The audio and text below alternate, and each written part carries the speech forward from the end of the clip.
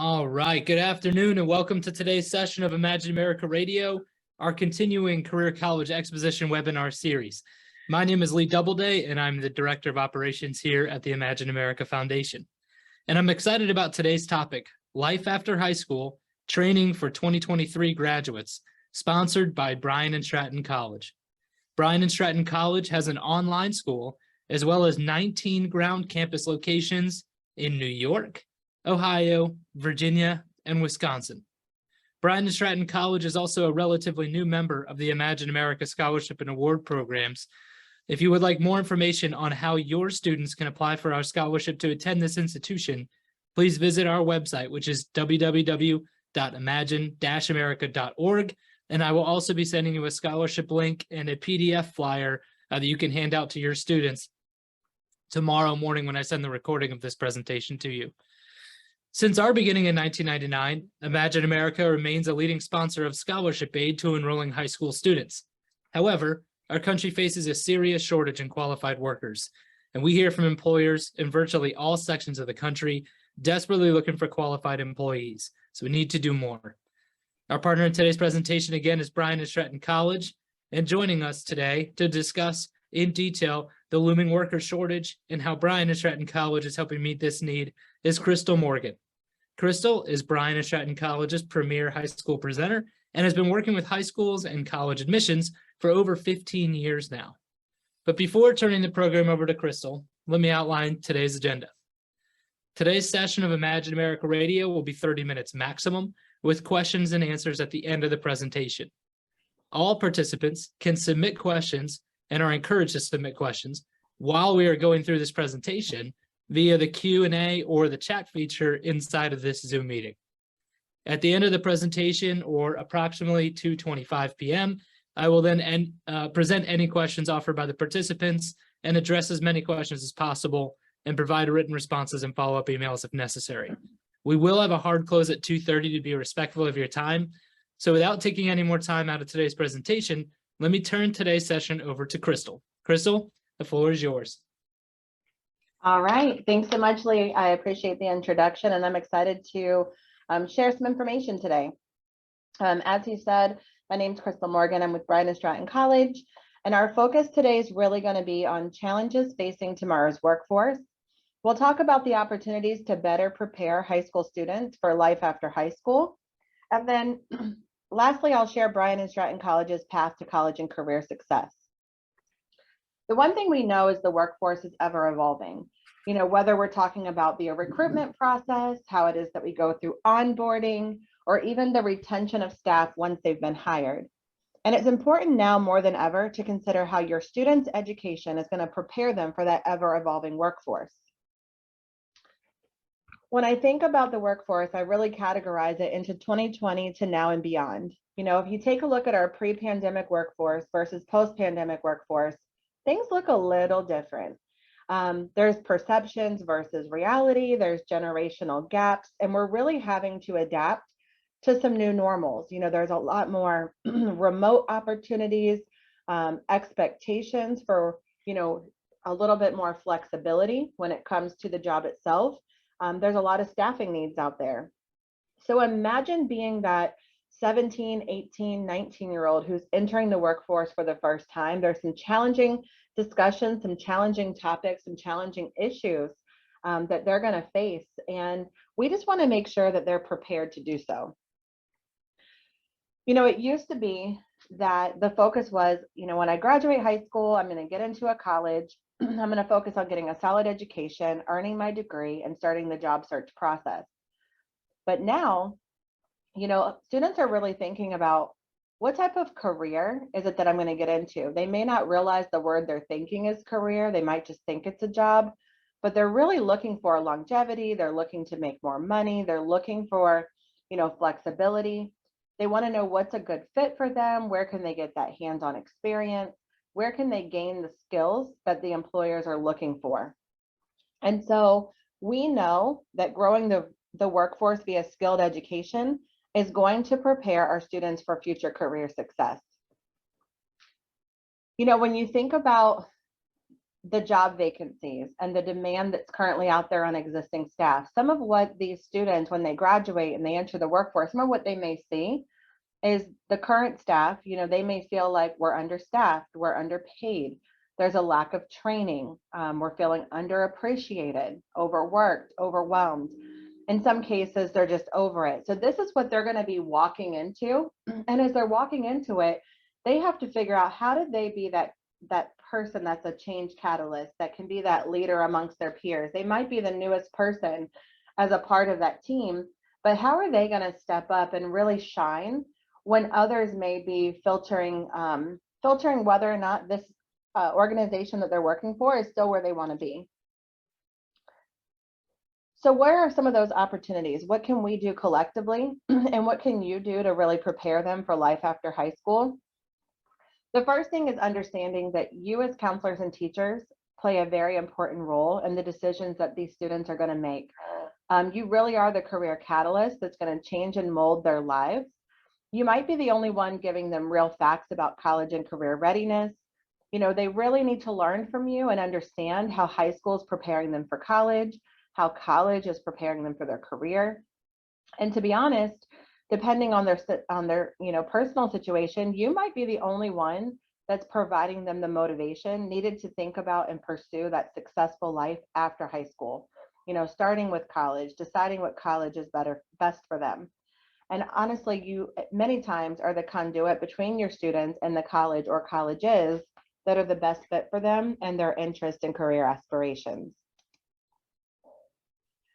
The other thing is we know that today's workforce needs an infusion of skilled workers. So when we are working with these high school students, juniors and seniors, it starts with really helping them to understand the difference between job versus career. They're not just looking for a job. Yes, that job will help to pay the bills for right now, but they're really looking for a career that comes along with benefits. What do those benefits look like? Why is that important? Help them to see the value in healthcare and 401k and vacation time. We also need to make sure that they come with a certain level of education. And some of it is the soft skills, right? So making sure they have those networking skills and ability to navigate and make new relationships, professional integration, teamwork, research and evaluation, critical thinking and creative problem solving, communication, both verbal and nonverbal, conflict resolution, leadership, and then in that clinical setting, the importance of patient care. What you say, what you do really does matter. And what they may not realize is just how much that matters to the patient experience. So as you're working with them, during these final years of school, start thinking about getting them in the mindset of determining their interests. In that junior and senior year is the time to really start exploring a variety of career options. When I talk to students, so many times they haven't even really started to think about what they want to do next, or even the types of career clusters they want to get into. So help them with thinking, do I want to get into healthcare? Would I want to work in a business setting? Could I see myself working in a legal setting? Perhaps it's IT.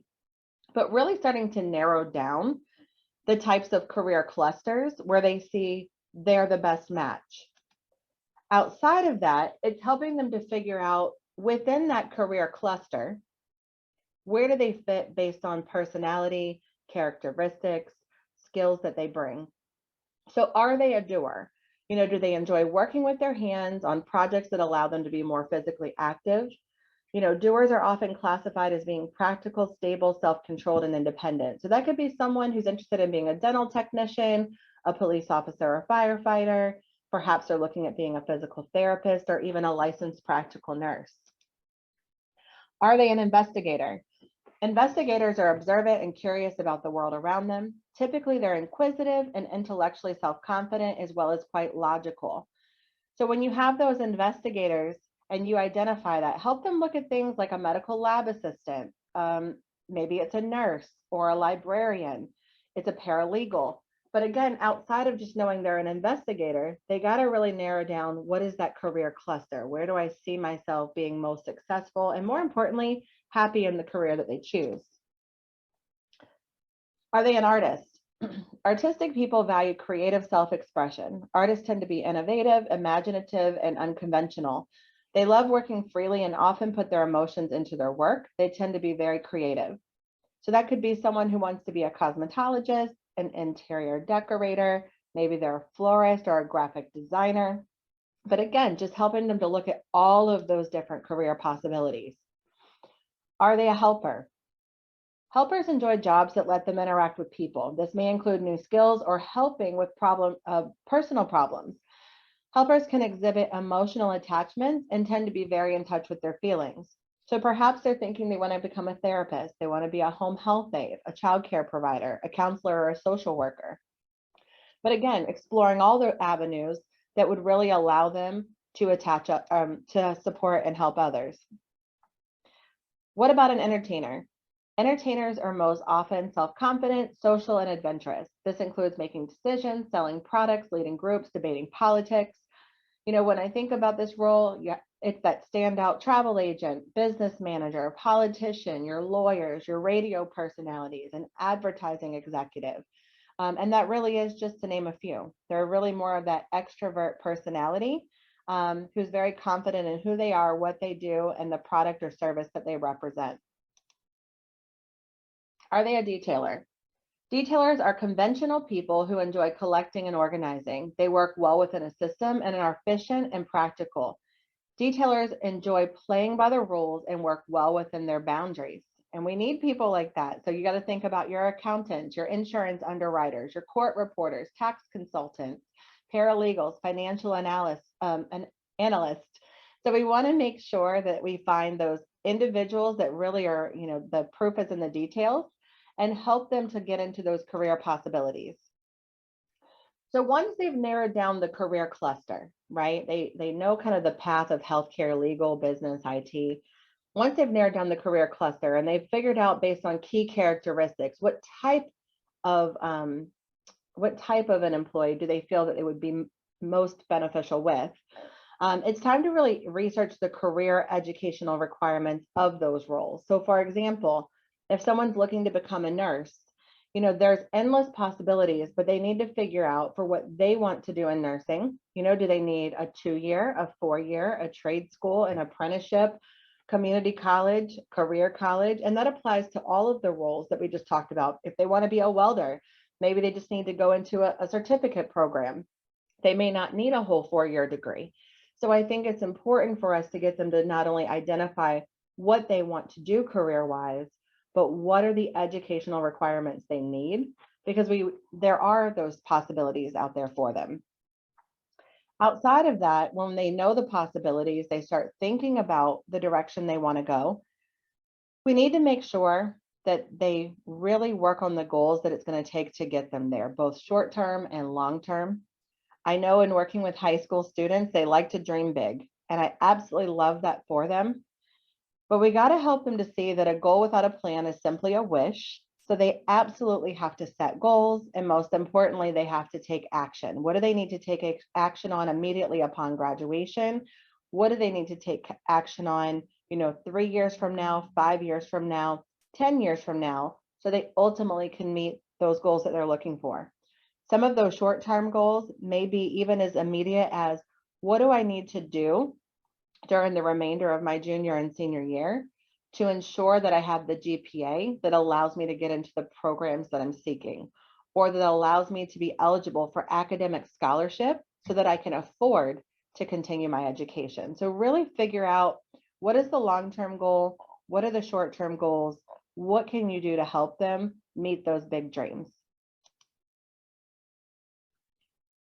We've also found value and really helping to path things for our students. So using the example of healthcare, this is something that I find valuable, that I know as you're sitting down with students and you're trying to help them figure out what that next step looks like, even breaking down something as simple as healthcare, help them really take a look at, what does a clinical path look like? What does a non-clinical path look like? Maybe they don't need to jump directly to a bachelor's degree program. Perhaps they do start with that diploma or certificate. Maybe they're coming in at the associate's degree level. But regardless of the path that they're taking, this is going to provide that healthcare education that students need, so they can take a really phased approach to make sure it's really what they want. It's really where they see themselves being most successful before deciding and investing in their next educational and career step. And so that's really one of the things that's unique about Bryant Stratton College. And when we talk about our path to college and career success, anytime we sit down and meet with a student, and whether it's a student who's looking exclusively at Bryant Stratton, or perhaps they're looking at us as one of their options and they're exploring multiple schools, we're really looking to put them on the right path to their educational and career success. We've been around since 1854. We do have locations in Wisconsin, Ohio, Virginia, and New York. So we have those building-based locations as well as our online campus. One of the things that I appreciate and love about what we do is our career services assistance that's at all locations, where we really focus our support for students on getting them career ready. It's really what we call the career life prep student experience. And that really starts with pathing them in their program of study, putting them in front of professionals that are going to give them the skills that they need, providing them the support via career services that's going to be there to help them land the internship, get the interview, ace the interview, and begin working in that career field. And then the entire team collectively who's there to make sure that they're supported, because as we all know, life is going to continue to happen while they're continuing their education.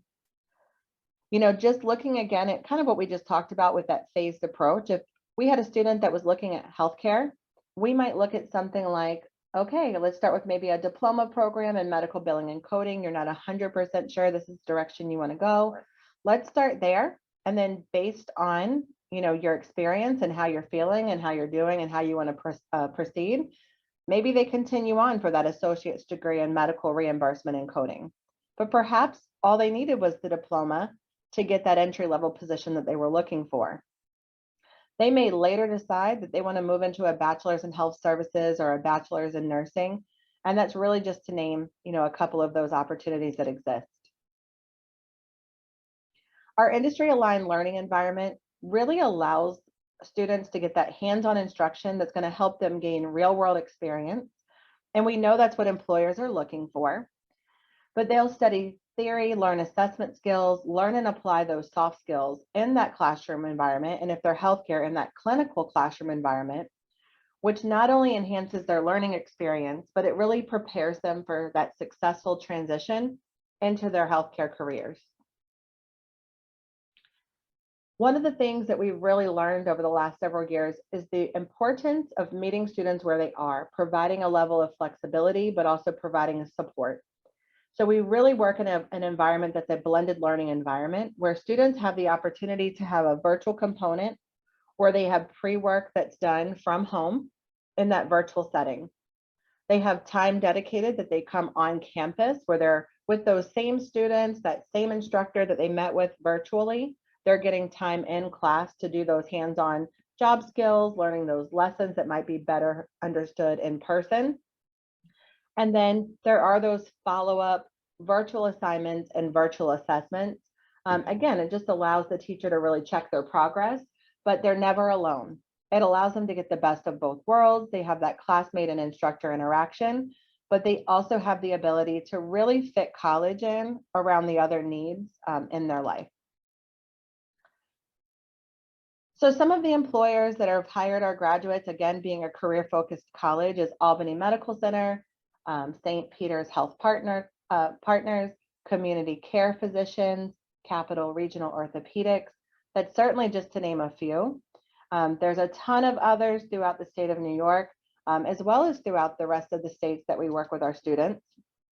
And so I think it's important that when your students are coming in, they have this list of employers that have already partnered with us that know that when they complete their education, they are going to be career ready for the positions that are out there and available.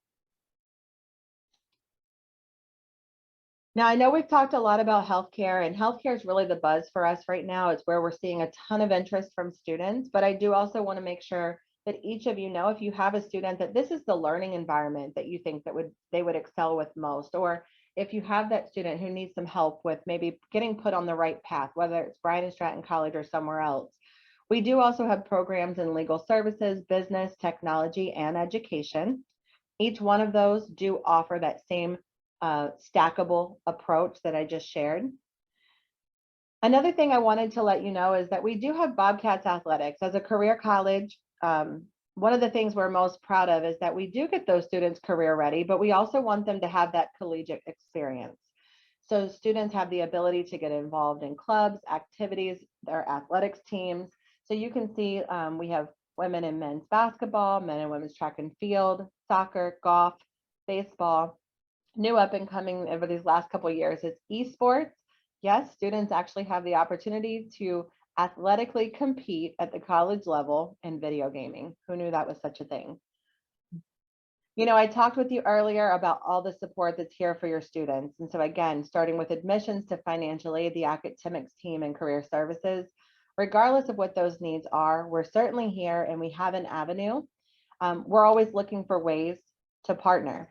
And so as an educator, you know, if there's something that you need, if there's a way that you see that we're able to partner with you to support your students, let us know what works best. We're able to host and offer bus trips and field trips, both in person and virtually, where students can really get a glimpse of college life, get interesting facts about their programs of interest, and interact with some of our staff and students. We can also host career days where we work with you to arrange for local employers to present and answer questions about careers in any of the fields that we offer programs of study.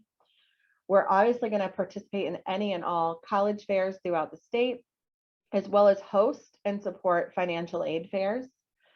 In addition to those things that I just shared with you, we also do workshops on a variety of topics. And each of these topics are really intended to help students with planning for that life after graduation. So if you see fit for your students that they need extra support on resume writing and interview skills, we have a workshop for you. You know, we also do those workshops on employability skills, budgeting, social media. Yes, what you put out there can and will stick with you. So you want to really be aware of that personal branding. But the other piece is we can custom build workshops to meet the needs of your classroom and your students. So we can partner together, build the workshop on topics that really support your current curriculum. So to learn more about our workshop offerings or availability, or to even book a workshop, you can contact me directly. You can also contact Lee. He certainly knows how to get in contact with me as well, so that we can ensure the high school representative in your market is set up to support your students. You can also research and follow us through social media, Facebook, Twitter, Instagram. Our website is bryantstratton.edu. And then to learn more about Bobcats athletics, it's bscbobcats.com. So with that, Lee, I'm actually going to turn it back over to you. Awesome. Okay, great. This is now going to open the Q&A portion of our presentation. So if you have a question for Crystal, please type it in the chat so that we can answer it for you. Crystal, this counselor wants to know, and I think you may have mentioned it earlier, if students need, or if you require a GPA requirement in order to attend Bryant Stratton College, and if not, you know, what are sort of the admission steps to enrollment? Great question. So the majority of our programs do not have a GPA requirement. There are two. So occupational therapy assistant and physical therapy assistant do require us to look at GPAs from high school. All other programs, there are specific assessments that the students will take upon entrance to the college. Based on the results of their entrance assessments, allows us to place them directly into their programs, whether it be nursing, medical assisting, or criminal justice. Outside of completing those assessments and getting that direct placement, it would be as simple as completing a FAFSA, making sure that they can secure funding, and then of course getting registered for classes so they can begin with us for that next semester. Okay, great. And I know you mentioned earlier your healthcare programs are seemingly more popular right now. Is there a program that is more popular for the high school senior graduate demographic? So it's interesting. It's kind of a toss-up. I would say the ones that have been most sought out by the high school students We've had a huge interest in human and social services. Mm, That has been a huge one. We've also had a ton of interest in digital marketing. oh, That's, yeah. an interesting field, some of our younger students are really getting an interest in. And the other one, and it's, it's interesting to see how much it sticks around, but honestly, we get a lot of students who just want information on a business degree. We've got a lot of entrepreneurs out there that are Yeah. looking to become business savvy so that they can go into business for themselves or support, family businesses that already exist. Very cool. And you are Title IV eligible and allow students to apply for the FAFSA, right? Absolutely. Yep. So they can complete their FAFSA and we would take a look at their, federal Pell grants, state grants, all those great things. And of course, student loan eligibility. And Bryant Stratton is regionally accredited, correct? Yep. We are regionally accredited through Middle States Commission on Higher Education. We also are a not-for-profit private institution. So lots of great things happening for Bryant Stratton right now. Yeah, that's great. Okay, awesome. All right, well, just a few house cleaning items here. Number one, I have recorded this session. I'll be sending it to you likely tomorrow morning. We'll also be placing it on our website, which again is www.imagine-america.org. There is an exit survey when you leave this meeting. If you wouldn't mind just answering some of the questions that are on there. It's only 4 questions long. Any feedback you could possibly give us would be greatly appreciated. We do presentations like this all over the country. So if there was something that you missed or that you would wanted to hear about but didn't, please, please, please let us know. And before closing, I just want to thank each of you for taking time out of your busy schedules to join us today. And I would also like to thank Crystal for sharing with us today's presentation and encourage you to contact her directly with any future questions that you may have. Her contact information is on the screen right now, but I will also be sending it to you with the recording of this presentation tomorrow. So with that, on behalf of Imagine America, Crystal and myself, I want to thank you and wish you the great rest of your day. Goodbye.